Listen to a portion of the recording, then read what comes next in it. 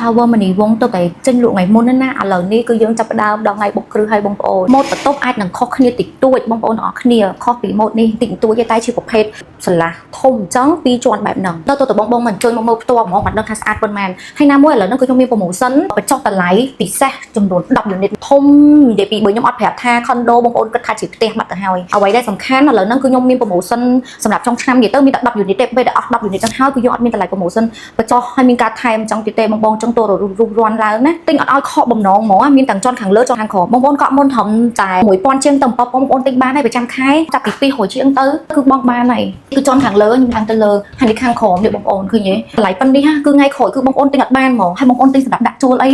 ក៏ស្រួលជួលដែរដោយសារជួលក៏បានថ្លៃដែរនេះអាគារទី1ខ្ញុំប្រភេទឡោះ2ជាន់400ទៅ500តែខ្លះ600អីប្រភេទពីបន្ទប់គេនេះឡើងមកអញ្ចឹងបងប្អូនចាស្អាតណាស់បងប្អូនប្រម៉ូសិន10 unit នេះគឺបានតម្លៃល្អខ្លាំងហ្មងទលាយនេះក៏ឲ្យលឿនតន់ណាបងប្អូនបើចង់តែយើងហៅលំនៅឋានកណ្ដាលក្រុងអត់បានទេ